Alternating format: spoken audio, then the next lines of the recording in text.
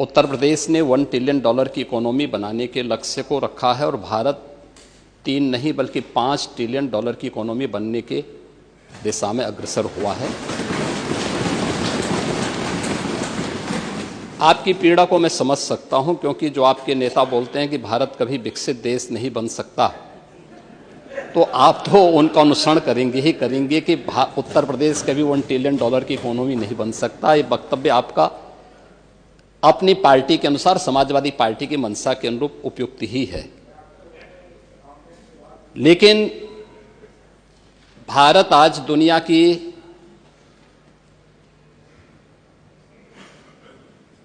पांचवी बड़ी अर्थव्यवस्था बन चुका है और 2027 में भारत $5 ट्रिलियन की इकोनॉमी बनेगा, इसमें कोई संदेह नहीं। और दुनिया का सबसे तेजी के साथ उभरती हुई अर्थव्यवस्था के रूप में, सर्वाधिक ग्रोथ रेट के साथ भारत आज दुनिया की एक बड़ी अर्थव्यवस्था के रूप में आगे बढ़ रहा है। और मुझे लगता है कि 140 करोड़ भारतवासियों को इस पर गौरव की अनुभूति होनी चाहिए। हो सकता है कुछ लोगों को इसमें अच्छा नहीं लग रहा हो, क्योंकि जिनका अपना पर्सनल एजेंडा होता है वह देश के विकास को अच्छा नहीं मानेंगे, लेकिन आदरणीय प्रधानमंत्री जी की प्रेरणा से, उनके विजन के अनुरूप उत्तर प्रदेश ने भी $1 ट्रिलियन की इकोनॉमी बनने की दिशा में एक बड़े कार्यक्रम को आगे बढ़ाया है। हमने 2022 से इसके लिए एक व्यवस्थित कार्य योजना को आगे बढ़ाया है और उसके अनुरूप सरकार ने अपने कार्यक्रम को तेजी के साथ 10 सेक्टर में हमने इन कार्यक्रमों को आगे बढ़ाया है। और मुझे लगता है कि आपके जो उत्तर आपको यहाँ से भेजा गया होगा उसमें विस्तृत रूप से दिया गया है कि 10 सेक्टर जो बनाए गए हैं, हर सेक्टर में कोई ना कोई अपर मुख्य सचिव या प्रमुख सचिव स्तर का अधिकारी उसकी नियमित मॉनिटरिंग करता है। मासिक रूप से उस सेक्टर से जुड़े हुए किसी वरिष्ठ मंत्री के द्वारा उसकी समीक्षा की जाती है। उसके कुछ सुनिश्चित पैरामीटर और इंडिकेटर्स तय किए गए हैं उनको अचीव करने के लिए, और सीएम डैशबोर्ड के माध्यम से मासिक रूप से इसकी समीक्षा होती है। हर तीसरे महीने मैं स्वयं भी इसकी समीक्षा करता हूं और मुझे बताते हुए प्रसन्नता है कि पिछले 3 वर्ष के अंदर जो हमने टारगेट तय किए थे, हमने उसको सफलतापूर्वक प्राप्त किया है। इसी का परिणाम है कि जब हमारी सरकार आई थी, 12 लाख करोड़ की उत्तर प्रदेश की जो इकोनॉमी थी, इस वित्तीय वर्ष के अंत में वह 27.5 लाख करोड़ की इकोनॉमी बनकर के उभरेगी। और यह उन स्थितियों में जब हो रहा है जब पूरी दुनिया आर्थिक मंदी के दौर से इस देश दुनिया की वैश्विक महामारी कोरोना के बाद उस दौर से गुजरी थी। मेरा यह मानना है कि जो ग्रोथ रेट उत्तर प्रदेश की है, आज वह देश की सर्वाधिक अच्छी ग्रोथ रेट है। हम सबको इस पर गौरव की अनुभूति करनी चाहिए कि प्रधानमंत्री मोदी जी के नेतृत्व में 10 वर्ष में इस देश ने 25 करोड़ लोगों को गरीबी रेखा से उभारने में सफलता प्राप्त की है। और पिछले 8 वर्ष में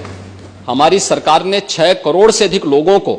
गरीबी रेखा से ऊपर उठाने में सफलता प्राप्त की है। ये चीजें दिखाती हैं कि हर एक सेक्टर में बदलाव हुआ है, और उन्हीं को ध्यान में रख करके उत्तर प्रदेश के इस पोटेंशियल को आज जिसको देश और दुनिया देख रही है, महाकुंभ के इस आयोजन के साथ हम जोड़ के देख सकते हैं। अकेले महाकुंभ का एक आयोजन उत्तर प्रदेश की इकोनॉमी में 3 लाख करोड़ रुपए से अधिक की ग्रोथ करने वाला है। महिलाओं के स्वावलंबन की दिशा में जो कार्य हुए हैं, अकेले उत्तर प्रदेश पुलिस भर्ती में 20% भर्ती अनिवार्य रूप से महिलाओं की हुई है। हर एक सेक्टर में उन्हें रोजगार के अवसर प्राप्त हुए हैं। तो यह कहना कि उत्तर प्रदेश कभी इसको अचीव नहीं कर पाएगा, आपकी दुर्भावना हो सकती है, लेकिन सरकार की सद्भावना है कि उत्तर प्रदेश 5 वर्ष में इस टारगेट को अचीव करेगा। और 2029 में जिस उत्तर प्रदेश के इस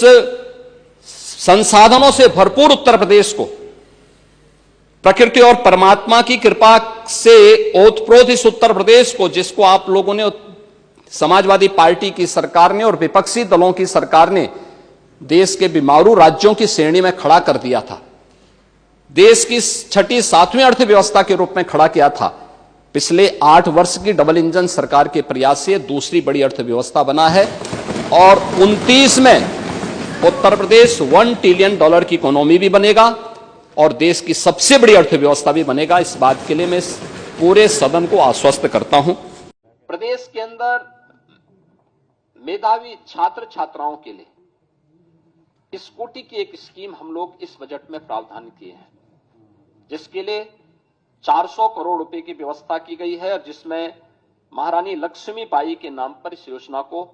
प्रदेश सरकार चलाएगी और इस कार्यक्रम को हम आगे बढ़ाने जा रहे हैं। मुख्यमंत्री सामूहिक विवाह की योजना 51,000 रुपए से बढ़ाकर के 1 लाख रुपए का प्रावधान, और इसके लिए भी हम लोगों ने अब तक 4 लाख से अधिक गरीब बेटियों की शादी इसके माध्यम से की है। अब इस राशि को बढ़ाकर के किया गया, इसके लिए धनराशि का प्रावधान किया गया है। इसके अलावा अब तक विधवा पुनर्विवाह में जो प्रोत्साहन राशि थी वो 11,000 थी और जो निराश्रित महिलाएं थी उनकी पुत्रियों के लिए जो सहायता दी जाती थी उसकी राशि 10,000 थी। अब इसको ही बदल करके हमने उसको 1-1 लाख कर दिया है। 1-1 लाख की राशि हम लोग विधवा विवाह के लिए यानी पुनर्विवाह के लिए और विधवा महिलाओं की यानी निराश्रित महिलाओं की जो पुत्रियां थी उनकी शादी के लिए भी अनुमन्य सहायता की राशि को 1 लाख रुपए तक करने के लिए हम लोगों ने कार्य किया जा रहा है, प्रावधान किया गया है। मुझे बताते हुए प्रसन्नता है कि इस बजट में हम लोगों ने उत्तर प्रदेश के अंदर 7 जनपदों वाराणसी, मेरठ, प्रयागराज, गोरखपुर, कानपुर, झांसी, आगरा में श्रमजीवी महिलाओं के लिए यानी कामकाजी महिलाओं के लिए हॉस्टल बनाने के कार्यक्रम को भी इस बजट में प्रावधान किया है। यह योजना समर्पित होगी पुण्य श्लोका माता अहिल्याबाई होलकर के नाम पर। माता अहिल्याबाई होलकर का यह 300वां जन्म जयंती वर्ष है। उनकी स्मृति को नमन करते हुए योजना हम इसके साथ करने जा रहे हैं और इसके साथ ही आंगनबाड़ी कार्यकर्ती और सहायकों के अतिरिक्त मानदेय के लिए भी 971 करोड़ रुपए की व्यवस्था इस बजट में हम लोगों ने यहाँ पे प्रावधान किया है। 2025-26 का जो बजट है यह भारत की सनातन संस्कृति को समर्पित सर्वे भवन्तु सुखिनः की अवधारणा पर गरीब, अन्नदाता किसान, युवा, महिला के उत्थान को समर्पित है। इसमें प्रधानमंत्री मोदी जी का विजन, जिसमें वंचित को वरीयता यानी वंचित को वरीयता उसका एक थीम है, उसका केंद्रीय भाव है, इसको समर्पित है। इस बजट का जो दायरा है, जो कि वित्त मंत्री जी ने अपने बजट भाषण में भी कहा कि 8,08,736 करोड़ रुपये से अधिक का यह बजट है, जो 2024-25 की तुलना में 9.8% अधिक है। इसमें एक तरफ जो बजट का आकार में बढ़ोतरी ये राज्य के सामर्थ्य को प्रदर्शित करता है, तो दूसरी ओर यह बजट डबल इंजन सरकार की प्रतिबद्धता को भी दिखाता है। इस बजट में हमने 2,25,561 करोड़ 49 लाख रुपए कैपिटल एक्सपेंडिचर के लिए इसमें प्रस्तावित किया है, जिसके माध्यम से इंफ्रास्ट्रक्चर पर धनराशि जो व्यय होगी इससे अधिक रोजगार के सृजन इसके माध्यम से होंगे और यह अर्थव्यवस्था को सुदृढ़ करता है। हमने प्रदेश के अंदर 2017-18 में जब उत्तर प्रदेश की अर्थव्यवस्था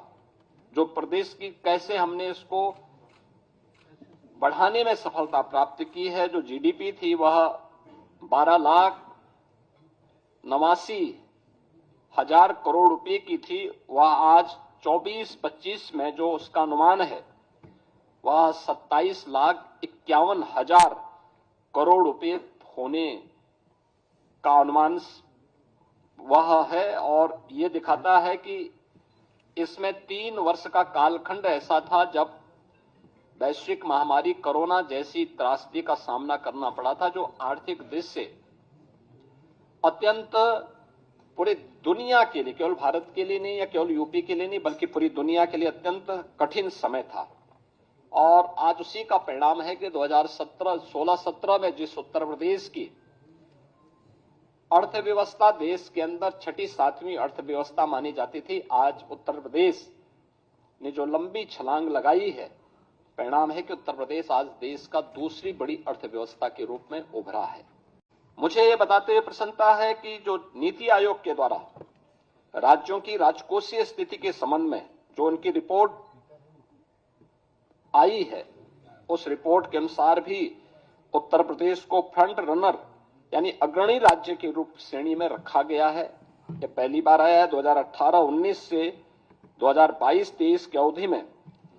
जो प्रदेश का जो फिस्कल हेल्थ इंडेक्स है वह 8.9 अंकों में इसमें बढ़ोतरी हुई है। व्यय की गुणवत्ता में सुधार हुआ है। 18 में 13वीं अवधि में पूंजीगत जो व्यय था वह 8.8% से 19.3% के मध्य रहा है और इस अवधि में यह अनुपात देश के प्रमुख राज्यों में औसत अनुपात से जो एवरेज रेशियो था उससे अधिक यूपी का रहा है। प्रदेश ने इस दौरान बेरोजगारी की दर को कम करने में सफलता प्राप्त की है और अत्यधिक रोजगार के सृजन करने में भी प्रदेश ने सफलता प्राप्त की है। उत्तर प्रदेश ने इस दौरान जो कदम बढ़ाए हैं, खासतौर पर अपने परंपरागत उत्पाद के लिए एमएसएमई सेक्टर पर वन डिस्ट्रिक्ट वन प्रोडक्ट ने पूरे देश के अंदर अपनी एक पहचान बनाई है। लगातार प्रयासों से प्रदेश ने पिछले 8 वर्षों में 45 लाख करोड़ रुपए के निवेश प्रस्ताव प्राप्त किए हैं, जिनमें से अब तक हम लोग 15 लाख करोड़ रुपए से अधिक के निवेश प्रस्ताव को जमीनी धरातल पर उतारने में हमें सफलता प्राप्त हुई है और इसके माध्यम से हमने 60 लाख से अधिक उत्तर प्रदेश के युवाओं को सीधे नौकरी प्रदान करने में भी सफलता प्राप्त की है।